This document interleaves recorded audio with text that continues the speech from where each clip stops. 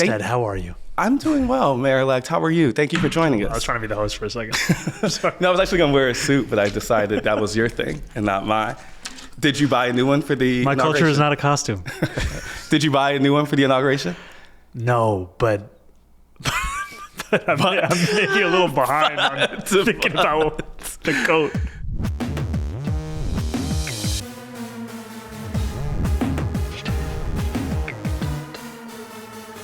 We're glad to talk to you at this point because, we want to focus on the transition, not only how you all have conducted it, but also how you're thinking about how it informs the your term ahead.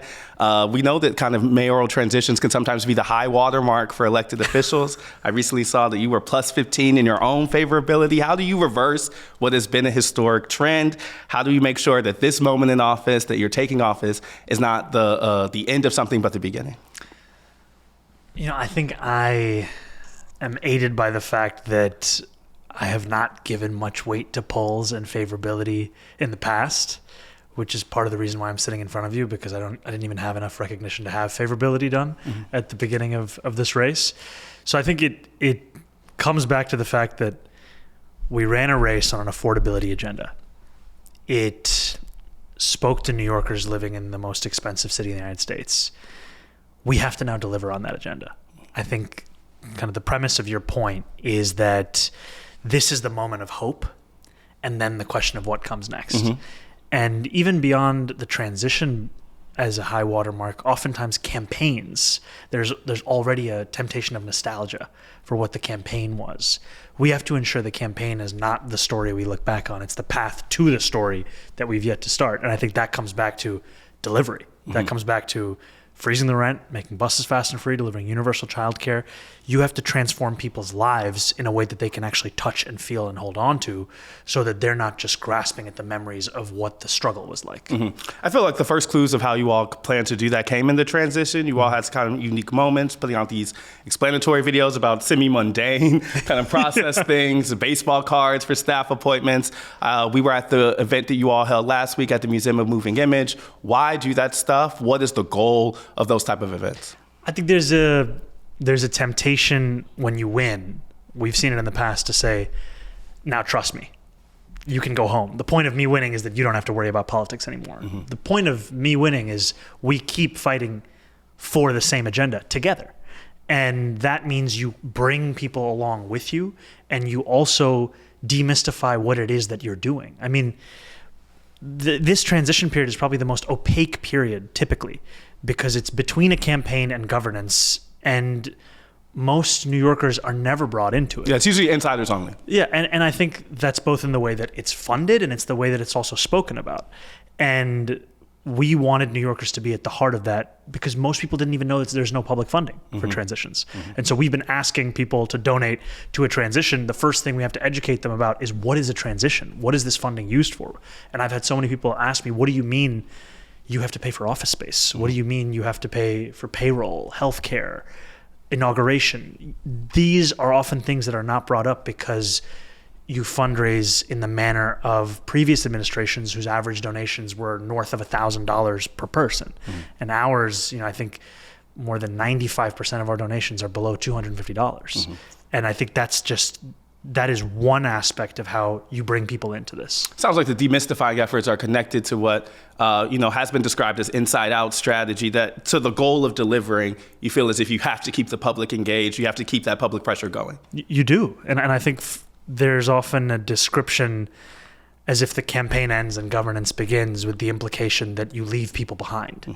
And in many ways, you have to keep going in the same kind of manner. How does that get harder once you're in office? To your point about the ways that campaigns and transitions kind of create a sense of unity, once the inauguration happens, everything becomes Mayor Mamdani's problem. How do you make sure, how do you reverse the trend of public disengaging at that moment? I think you have to do the work to create actual opportunities for engagement as opposed to vague invitations. So, for example, we put together an event for 12 hours called The Mayor's Listening, where, as you were saying, your team was there. For 12 hours, I sat at the Museum of the Moving Image and I listened to New Yorkers. More than 140 New Yorkers came to share their stories with me. And the point of that is not just to say, I listened. It's to actually take what they're saying and then act upon it. Mm-hmm. And some of the concerns were large. They were the concerns of undocumented New Yorkers sharing with me the immense fear that they live with on a day-to-day basis, the exhaustion that it leaves them with, the anxiety whenever they leave their home, to a New Yorker who came to me and said, my number one issue is what time is the construction on the Van Wyck going to take place? Because it used to be during the nighttime and now it's during the day. Mm-hmm. And I think this idea that, in fact, governing could be informed by the people you're governing for, as opposed to treating New Yorkers as if they're just subjects. Mm-hmm. And I think that's the approach we've tried to take over the course of the transition. And also the understanding that in order for people to act upon something, they have to know about something. So that's not just what is a transition. We even take that approach to rights.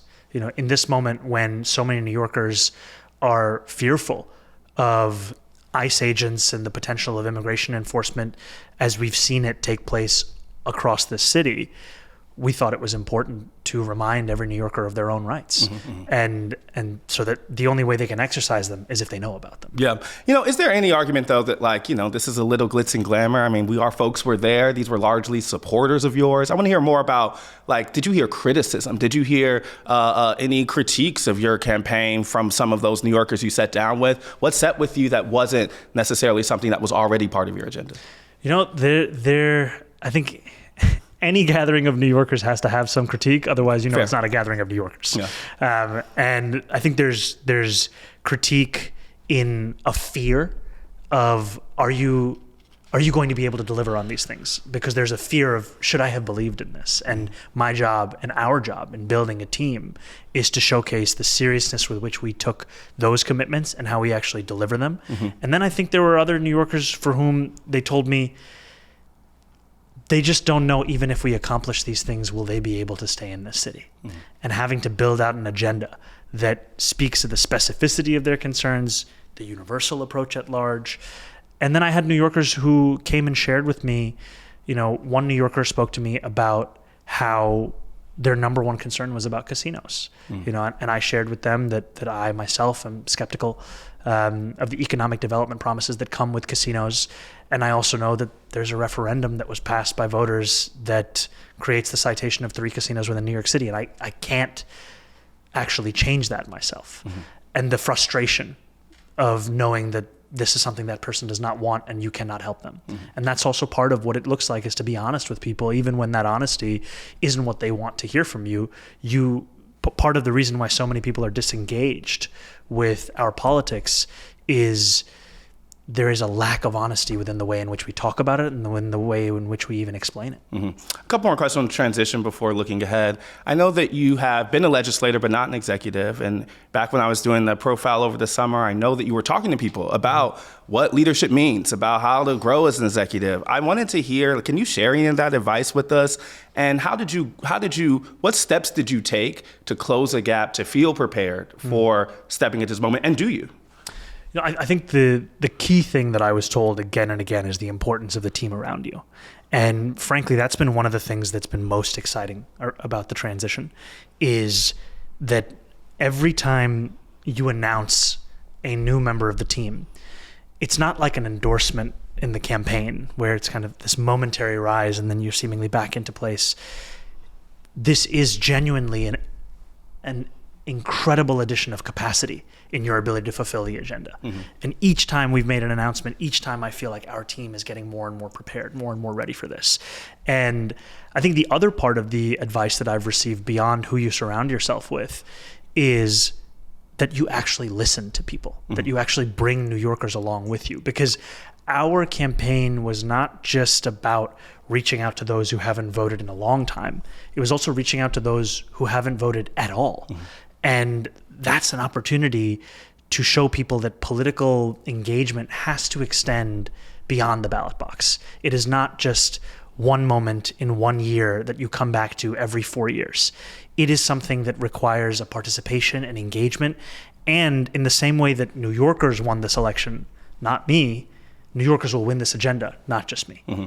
I know that you previously had said that you wanted a team that did not have policy litmus tests, that you wanted folks with differing opinions. Has that transition team, has the staff you put in place lived up to that?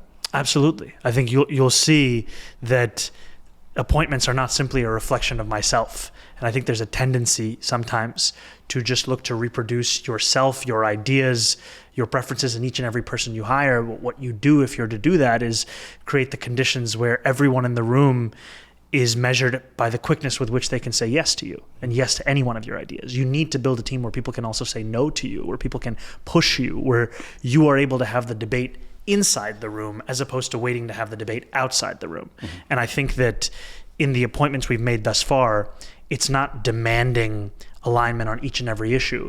It's asking, do you believe in the agenda at hand? And do you have a vision for this specific position that shows you can fulfill that?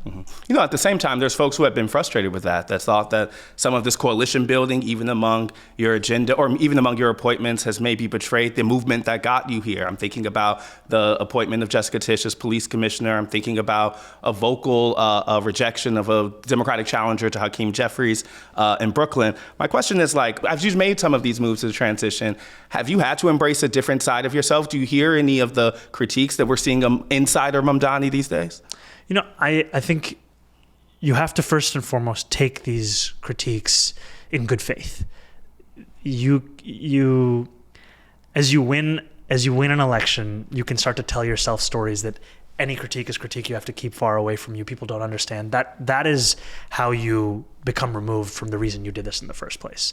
When you engage with it, you separate and from the good faith from the bad faith. And I think taking this at the good faith, I understand the criticism that those have shared. I also think that it is important that it's not just a reproduction of self in every single appointment, and that we understand that, for example, with the NYPD, my decision in retaining Commissioner Tisch is a decision on the basis of looking at her record, of coming into an NYPD that the Adams administration had stacked the upper echelons of with corruption and incompetence, and starting to root that out while lowering crime across the 5 boroughs.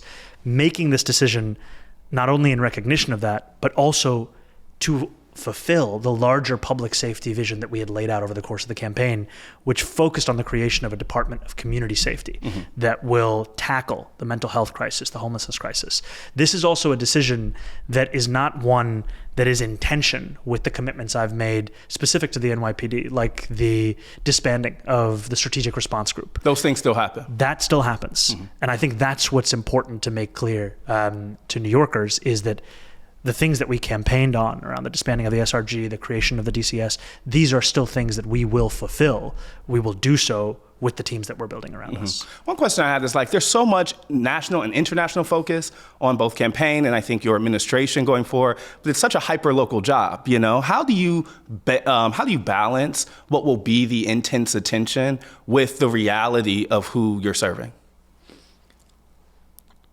I think you have to remember not just that reality, but the point of this is to serve this city, right? It's not like a reality check. It's the reason why I did this. It's the reason why it was possible to weather difficult moments, because it's all in service of a city that I love. There's some days where it's hard to believe that my job is traveling around New York City and meeting New Yorkers and listening to their concerns and having the opportunity to act upon them.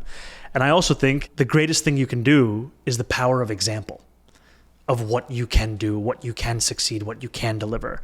And that's an example that you can allow people across the country, across the world to use to relate in their own lives. It's an example, however, that comes for the delivery for New Yorkers. Because what we're talking about right now, the growing sense amongst New Yorkers that politics is irrelevant to their day-to-day struggles, the inability for our political system to deliver on crises large and small, these are not uniquely New York issues. These are issues that people feel outside of the city, outside of this country, and we have an opportunity to show that by serving New Yorkers, we can also showcase a politics that can serve working people wherever they may be. I want to look ahead. You know, how would you define the priorities for your agenda? What would you define as success or failure for the Mamdani administration? It comes back to affordability. The priorities have to be the Are fulfillment. those the three? Are we talking about buses, childcare? What am I missing? Hit them, come on. Buses, childcare, Come on. rent freeze. Boom. But what about like things like the publicly subsidized grocery stores? Is that priority too? That is a priority. So it's all of the above when we think about the campaign promises. I would say that the first order of priorities, like ranking best friends, the first order of priority are the three that we built the campaign around. Okay. There are obviously other commitments we made in addition to that. Commitments that I've shared with you in this conversation, 5 city-owned grocery stores, one in each borough. The fulfillment of these things are not just critically important because you're fulfilling what animated so many to engage with the campaign, to support the campaign, but also because of the impact it can have on a New Yorker's life. There's a lot of politics where it feels like it's a contest around narrative, that when you win something, it's just for the story that you can tell of what you won. But so many working people can't feel that victory in their lives. The point of a rent freeze is you feel it every first of the month. The point of a fast and free bus is you feel it every day when you're waiting for a bus that sometimes never comes. The point of universal childcare is so that you don't have to pay $22,500 a year for a single toddler. These are not things I have to explain the worth of to you or an intellectual victory. It is a material one. And so to me, when we talk about the struggles of our democracy, when we talk about a withering faith in it as a political system, we have to understand that the withering of that faith is intensely connected to the inability of that system to deliver on the needs of the people of it. So success is the big three promises. Success is the big three. What about political goals? I mean, I was literally on cable news today, and they're talking about the Mamdani wing of the Democratic Party, and they're talking about all challengers facing incumbents and the goal of spreading kind of progressivism. I think specifically socialism across the country. Is that a goal you share? Do you look out at those challengers and say that is the Mamdani wing? I think that anyone fighting for working people and fighting for a politics that doesn't just think of working people, but puts them at the heart of what it is that we're doing is critically important anywhere in this country. I think that for me, this is a moment in time where we have to reckon with why people feel this way about politics. And there is oftentimes an inability to reckon with the failures that have come before us because they implicate a lot of what we're doing right now. But the implication is that part of your political project is to spread across the country and to Congress. Is that true? Part of my political project is to spread the fight for working people everywhere. And I think that can mean new candidates. It can also mean a renewed belief amongst those who are already there to fight. One of the things I also wanted to ask is it feels like core to the kind of Democratic Party's questions of moving forward has been to what to take from your campaign. I have heard people say everything from it's all about social media to kind of separate from the substance. I actually want to read you a quote. Hit me. And have you respond to it. Is this mean tweets or good tweets? No, not tweets at all. People who just said, I think my party wants to learn lessons from Mamdani's success that are portable to a place like Michigan, where I live. It's less about ideology and more about the message discipline on focusing what people care about. It's about the tactical wisdom of getting out there and talking to everybody. I wanted to know, do you think this is true? When we get outside of New York, how, are we thinking that it's less about substance of campaign than tactics, or can we separate those things? I don't think you can fully separate the medium and the message. I think that person is correct that you have to have a politics that relates to working people's lives and their struggles. It can't be one that needs to be translated. I would also say that, yes, there are far more New Yorkers who do not ask me about how I describe my politics, and more they ask me, do I fit in that politics? I also think, however, that if all we did was make videos without a vision, an affirmative vision of how working class New Yorkers could afford this city, then I wouldn't be seated across from you right now. And there are aspects of this campaign that are very much focused on New York City, right? I don't know if there's a rent guidelines board anywhere else in this country that can freeze the rent for more than 2 million tenants. We do have the slowest buses in the country. We do have childcare at costs that are astronomical. But the struggle for working people to afford day-to-day life, to afford dignity in the city they call home, that's not New York City specific. And what I would say is, wherever anyone is, to ask the people around them, what is the example of that struggle in your life? And what are the tools? And then for you as the candidate, think about what are the tools that government has to intervene in that, to actually provide relief to that? Because so often politics feels like an exercise in language and ideas that you need to have been at the last meeting to understand this meeting. And you actually need to meet people wherever they are and not explain to them why they should listen to you, but to actually have a vision that is intuitive for the struggles that they are living through. Come into May, what's more likely? Arsenal Premier League title, or you're still at plus 15 favorability? Look at my man probably trying to pit things against each other. Honestly, I'm so new to this whole favorability. Yeah, fair. So I don't think about the favorability all that much. I do think Arsenal are going to win the league this year. And I also think it's not going to come at the expense of the affordability agenda. I think we can pursue these things at the same time. You asked me about the Mamdani wing. I was going to say the Bukayo Saka wing of the party. Certainly better than anything Tottenham got. I appreciate your time, and thank you for making time for us. You are very welcome. It was a pleasure to be here.